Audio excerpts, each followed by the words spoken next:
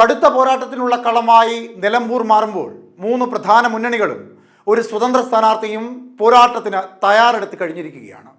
ഭരണവിരുദ്ധ വികാരത്തിലെ വോട്ടുകളെ വിഘടിച്ച് സ്വന്തമാക്കാൻ PV Anwarum UDFും ഒരു പക്ഷത്ത്, സ്ഥാനാർത്ഥിയുടെ വ്യക്തിപ്രഭയും ഒപ്പം ഇടതുപക്ഷ സർക്കാരിന്റെ വികസന നേട്ടങ്ങളും മുൻനിരയിൽ നിർത്തിക്കൊണ്ട് തെരഞ്ഞെടുപ്പിന് വേണ്ടി തയ്യാറെടുക്കുന്ന ഇടതുപക്ഷ സ്ഥാനാർത്ഥി M. സ്വരാജ്. 45% ഹിന്ദു വോട്ടർമാരുള്ള നിലമ്പൂർ നിയമസഭാ മണ്ഡലത്തിൽ ആ വോട്ടുകളും ഒപ്പം മലയോര മേഖലയിലെ ക്രൈസ്തവ വോട്ടുകളും ചേർത്തുപിടിക്കുവാൻ കഴിയുന്ന ഒരു ക്രൈസ്തവ സ്ഥാനാർത്ഥിയുമായി BJPയും രംഗത്തെത്തുമ്പോൾ പൊരിഞ്ഞ പോരാട്ടത്തിന്റെ കളമായി തന്നെ നിലമ്പൂർ മാറും എന്നുള്ളത് തീർച്ചയാണ്. അവിടെ LDFും UDFും NDAയും ഒക്കെ ചില പ്രധാനികളെ രംഗത്തിറക്കി പ്രചരണത്തിന്റെ ചൂടും ചൂരും മുഖച്ഛായയും ഒക്കെ മാറ്റാൻ ശ്രമിക്കുകയാണ്.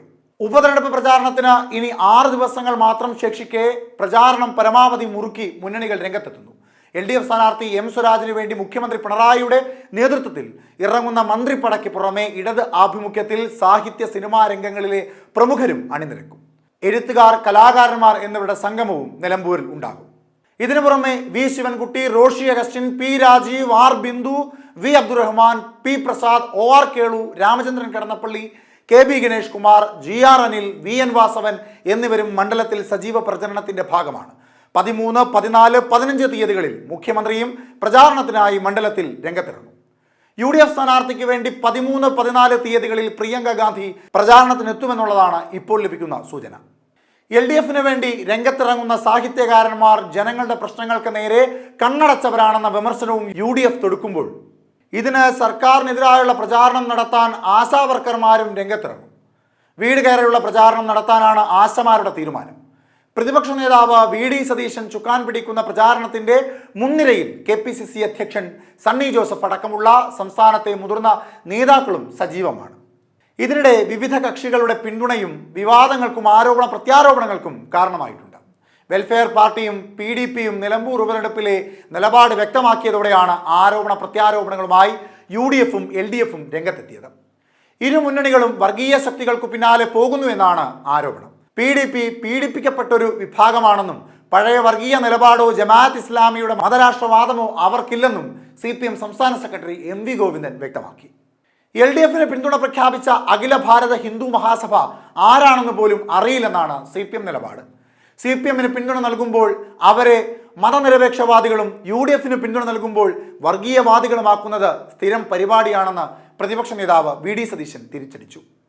ജമാഅത്ത് ഇസ്ലാമി ഇപ്പോൾ മതരാഷ്ട്രവാദം ഉന്നയിക്കുന്നില്ലെന്നും അവരുടെ സമീപനത്തിൽ മാറ്റം വന്നതായും അദ്ദേഹം വ്യക്തമാക്കി. പ്രചാരണത്തിന്റെ അവസാന ഘട്ടത്തിൽ പ്രധാന മുന്നണികളുടെ കൂടുതൽ നേതാക്കൾ പ്രചാരണത്തിനായി എത്തും. ഇരു മുന്നണികളും പ്രചാരണം കൊഴുപ്പിക്കുമ്പോൾ മണ്ഡലത്തിൽ BJP കിതയ്ക്കുകയാണ്. സ്വന്തം വോട്ടുകൾ LDFിന് അനുകൂലമായി മറിക്കുമെന്ന UDFിന്റെ ആരോപണം അവരെ വെട്ടിലാക്കിയിട്ടുണ്ട്. ആദ്യം മത്സരരംഗത്തില്ലെന്ന് പറഞ്ഞ അവർ പിന്നീട് UDF വോട്ട് ഭിന്നിപ്പിക്കുവാനുള്ള തന്ത്രത്തിന്റെ ഭാഗമായി ക്രൈസ്തവ സ്ഥാനാർത്ഥിയെ മത്സരരംഗത്തിറക്കിയത് LDFിന്റെ അനുഗ്രഹ ആശംസകളോടുകൂടിയാണെന്നുള്ള ആരോപണവും മണ്ഡലത്തിൽ നിലനിൽക്കുന്നുണ്ട്. മുഖ്യമന്ത്രിയുമായി അകന്നതിനെ തുടർന്ന് ഇടതുമുന്നണി വിട്ട PV അൻവർ നിലനിൽപ്പിനായിട്ടുള്ള പോരാട്ടത്തിലാണ്. മണ്ഡലത്തിലെ അൻവർ എഫക്റ്റ് എന്താകുമെന്ന് മുന്നണികൾ തലപുകയ്ക്കുന്നുണ്ട്. 2021 തെരഞ്ഞെടുപ്പിൽ 2700 വോട്ടിനാണ് അൻവർ ജയിച്ചത്. 81,277 വോട്ട് നേടി. 2016 ഇപ്പോഴത്തെ കോൺഗ്രസ് സ്ഥാനാർത്ഥി ആര്യാടൻ ഷൗക്കത്തിനെ 11,504 വോട്ടിനാണ് അൻവർ തോൽപ്പിച്ചത്. 77,858 വോട്ട് നേടി. UDFിന് ശരാശരി 7,500 വോട്ടും LDFിന് 60,000 വോട്ടും മണ്ഡലത്തിൽ ഉണ്ടെന്നാണ് വിലയിരുത്തൽ. അൻവർ 10,000-ന് മുകളിൽ വോട്ട് നേടിയാൽ ജയപരാജയങ്ങളെ സ്വാധീനിക്കാനാകും. തുടർഭരണമെന്ന ലക്ഷ്യത്തോടെ പോകുന്ന LDFിന് വിജയം പ്രധാനപ്പെട്ടതാണ്. തദ്ദേശ നിയമസഭാ തെരഞ്ഞെടുപ്പിന് മുന്നോടിയായി നിലമ്പൂരിലെ ഫലമാകും UDFിന്റെ തുടർ നീക്കങ്ങളെ സ്വാധീനിക്കുക. അതുകൊണ്ട് തന്നെ ഉപതെരഞ്ഞെടുപ്പിൽ വിജയിക്കുവാൻ വേണ്ടിയുള്ള എല്ലാ തന്ത്രങ്ങളും ഇരുമുന്നണികളും പയറ്റുന്നുണ്ട്. നിലമ്പൂരിൽ നടക്കുവാൻ പോകുന്നത് കടുത്ത തെരഞ്ഞെടുപ്പ് തന്നെയാണെന്ന് നിസ്സംശയം പറയുവാൻ സാധിക്കും. സാധാരണ പോലെ ഒരു ത്രികോണ മത്സരമല്ല, ചതുഷ്കോണ മത്സരമാണ് അവിടെ നടക്കുന്നത്.